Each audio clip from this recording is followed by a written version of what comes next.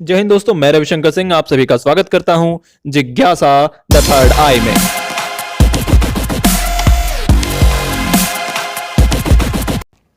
उपस्थित हूं आपके सामने भूषण कवि की कुछ रचनाएं और उनकी व्याख्या लेकर। वीडियो को स्टार्ट करते हैं। इंद्र में जंभ पर बाढ़व जो अंब पर, रावण सदंभ पर रघुकुल राज है। पौन बारी बाह पर संभूरती नाह पर, जो सहस्त्र बाह पर राम द्विज राज है। दावा द्रुम दंड पर चीता मृग झुंड पर, भूषण बितुंड पर जैसे सिंह मृग राज है। तेजतम अंश पर कान्हा जिम कंस पर, योमलेच्छ वंश पर शेर शिव राज है। भूषण मुगलों के ऊपर शिवाजी के आधिपत्य का वर्णन करते हुए विभिन्न पौराणिक प्रसंगों के माध्यम से अपने बात की पुष्टि करते हैं। कवि का कथन है कि जिस प्रकार इंद्र ने जंभासुर नामक राक्षस को मारा था और जिस प्रकार समुद्र के अंदर भी अग्नि प्रज्वलित रहती है, उसी प्रकार मुगल वंश के ऊपर महाराज शिवाजी भारी पड़ते हैं। भगवान राम ने रावण के अहंकार को चकनाचूर कर उसका अंत किया था। हवा का तेज झोंका बादलों के समूह को उड़ा ले जाता है। भगवान शिव ने कामदेव को जलाकर भस्म कर दिया, तो परशुराम ने सहस्त्रबाहु जैसे योद्धा को, जिसकी 1000 भुजाएं थी, पराजित किया। दावाग्नि अर्थात जंगल में लगने वाली आग पेड़ की शाखाओं को जला देती है, तो चीता मृगों के झुंड यानी हिरणों के झुंड पर भारी पड़ता है। जंगल का राजा शेर हाथियों के समूह पर भी आधिपत्य सिद्ध करता है। इसी प्रकार प्रकाश की एक किरण भी अंधकार को समाप्त कर देती है। और जिस प्रकार कृष्ण ने कंस के ऊपर अपनी श्रेष्ठता साबित की थी, उसी प्रकार शिवाजी भी मुगलों के ऊपर अपनी श्रेष्ठता साबित करते हैं। अगला छंद। उदत अपार तुआ दुदुम्बी धुकार, साथ लंघे पारावार बृंद बेरी बाल कन के। तेरे चतुरंग के तुरंगनी के रंगे रज, साथ ही उड़त रज पुंज है परन के। दक्षिण के नाथ शिवराज, तेरे हाथ चढ़े धनुष के साथ गढ़ कोट दुर्जन के। भूषण असी से तो ही करत कसी से पुनि, बाननी के साथ छूटे प्राण तुर कन के। कवि भूषण शिवाजी के पराक्रम का बखान करते हुए कहते हैं कि उनकी प्रचंड सेना के नगाड़ों की आवाज मात्र से शत्रुओं का समूह भाग खड़ा होता है। उनके चतुरांगिनी सेना के घोड़ों के चलने से जिस प्रकार धूल उड़ती है, उसी प्रकार शत्रु समाज भी धूल के समान उड़ जाता है। दक्षिण के नाथ शिवाजी के धनुष संभालते ही शत्रुओं के किले उनके हाथ से निकल जाते हैं, अर्थात उनकी विजय निश्चित हो जाती है। कवि शिवाजी को आशीर्वाद देते हुए कहते हैं कि उनके बाण छोड़ते ही तुर्कों अर्थात दुश्मनों या मुगलों के प्राण छूट जाते हैं। अगला छंद। साज चतुरंग सैन अंग में उमंग धारी, सर जस शिवाजी जंग जीतन चलत हैं। भूषण भनत नाद बिहद नगारन के, नदी नद मद गैबरन के रलत हैं।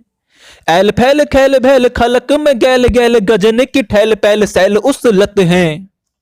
तारा सो तरनी धूरी धारा में लगत, जिम्मे धारा पर पारा पारा वारियों हलत हैं। भूषण शिवाजी के सैन्य प्रस्थान का वर्णन करते हुए कहते हैं कि शिवाजी अपनी चतुरांगिनी सेना को लेकर युद्ध जीतने के लिए चलते हैं।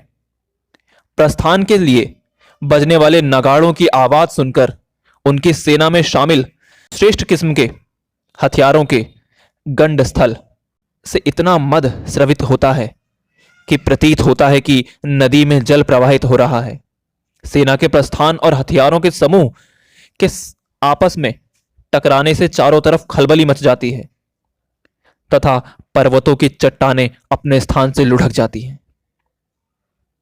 सेना के चलने से उड़ने वाली धूल सूर्य को ढक देती है, जिससे सूर्य भी तारा के समान प्रतीत होने लगता है, यानी दिन में अंधकार का माहौल हो जाता है।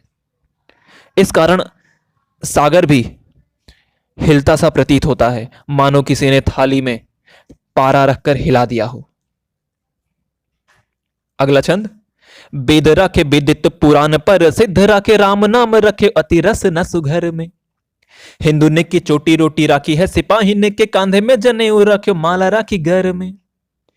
मीड़ी राखे मोगल मरोड़ राखे पातशाह बैरी पीस राखे बरदान रखे कर में। राजा ने की हद राखी तेग बल शिवराज देव राखे देवल स्वधर्म राख्यो घर में। कविवर भूषण शिवाजी के धर्म रक्षार्थ किए गए कार्यों की प्रशंसा करते हुए कहते हैं कि उन्होंने अपने तलवार के बल पर वेद पुराण की रक्षा की तथा लोगों को राम का नाम लेने की शक्ति प्रदान की। हिंदुओं की चोटी जनेऊ माला आदि प्रतीक चिन्ह भी उन्हीं के कारण सुरक्षित हो सके हैं। शिवाजी महाराज ने मुगल दरबारों को दबा दिया, बादशाह के अहंकार को भी चूर कर दिया। शत्रुओं को पराजित कर जहां उन्होंने अपने राज्य को सुरक्षित किया, वहीं हिंदू देवी देवताओं के मंदिरों तथा धर्म की भी रक्षा की। यहां शिवाजी के धर्म रक्षक स्वरूप का वर्णन कवि द्वारा किया गया है। अगला छंद। सबन के ऊपर ही ठाड़े रही बेके जोग खारो की यो हजारी निके नियरे। जाने गैर मिसिल गुसील गुस्सा धारी मन कीनो कीनो न सलाम न बचन बोले सियरे। भूषण भनत महावीर बालकन लाग्यो सारी पातशाही के उड़ाए गए जियरे। तमक ते लाल मुख सीवा को निरखी भय श्याम मुख नौरंग सिपाह मुख पियरे। शिवाजी ने औरंगजेब के दरबार में उपस्थित होने की घटना का वर्णन करते हुए भूषण कहते हैं कि जो व्यक्ति सबसे उच्च स्थान का अधिकारी था उसको औरंगजेब ने 6000 मनसबदारों के निकट खड़ा कर दिया। इस अपमान के कारण शिवाजी क्रोध से तिलमिला उठे और इसीलिए बादशाह के आगमन पर ना तो अभिवादन किया और ना ही विनम्रता से बात की। शिवाजी के गुस्से को देखकर दरबार में उपस्थित सभी लोग भयभीत हो गए। क्रोध के कारण शिवाजी के लाल मुख को देखकर औरंगजेब का मुख काला पड़ गया और सिपाहियों के मुख पीले पड़ने लगे। अगला छंद। राजत अखंड तेज छाजत सुजस बड़ो गाजत गयंद दिगंजन ही साल को। जाहि के प्रताप सो मलिन आफताब होत ताहि तजी दुजन करत बहु ख्याल को। साज साज गज तुरी पैदर कतार दीन भूषण भनत ऐसो दीन प्रतिपाल को। आन राव राज एक मन में न लाऊ अब साहू को सराहो है साहू को सराहो के सराहो छत्रसाल को। भूषण महाराज साहू जी और छत्रसाल दोनों के आश्रय में रहे। दोनों उनकी वीरता के लिए दोनों ही अपनी अपनी वीरता के लिए जाने जाते हैं, यहां तक कि उनके शत्रु भी इनकी वीरता को स्वीकार करते हैं।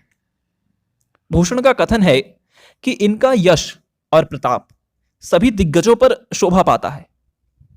इनके यश प्रताप के सामने सूर्य की चमक भी मलिन पड़ जाती है, जबकि ताप के कारण शत्रु भी मन ही मन इनका ध्यान करते हैं। युद्ध के सामानों से सुसज्जित सेना के हाथी घोड़े और पैदल सैनिकों की पंक्तियों को देखकर हम जैसे दीनों का प्रतिपालन करने वाला भला दूसरा कौन है। इसलिए कवि का कथन है कि वह अन्य किसी राजा को अपने मन में नहीं लाता। अब तो उसे यह समझ में नहीं आता कि साहू और छत्रसाल में वह किसकी प्रशंसा करे और किसकी नहीं। अगला छंद। देश दह पट्टी आयो आगरे दिल्ली की मेड़। बारगी बहरी मानो दल जिमि देवा को। भूषण भनत छत्रसाल छति पाल मनी ताकित कियो बिहाल जंग जीती लेवा को। खंड खंड सोरयो अखंड मही मंडल में मंडोते बुंदेलखंड मंडल महेवा को। दक्षिण के नाह को कटक रोक्यो महाबाहु ज्यो सहस बाहु ने प्रवाह रोक्यो रेवा को। छत्रसाल की वीरता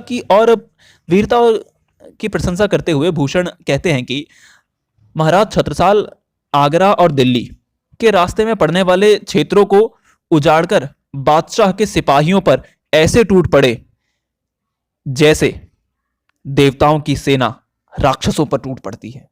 उन्होंने युद्ध को जीतने के लिए देशों को उजाड़ने का काम किया।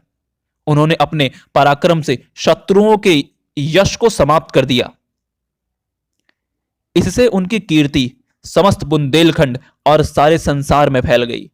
छत्रसाल ने दक्षिण की ओर जाने वाली सेना को इस प्रकार रोक दिया जिस प्रकार सहस्त्रबाहु ने नदी के प्रवाह को रोक दिया था। तो वीरता के छंदों में या वीर रस के महान कवियों में यदि किसी कवि का नाम आता है तो उसका नाम होता है भूषण। फिर मिलते हैं किसी और कवि की जीवनी व्याख्या के साथ। तब तक के लिए खुश रहिए, मस्त रहिए और चैनल को सब्सक्राइब करना ना भूलिए। फिर मिलते हैं। जय हिंद, जय भारत।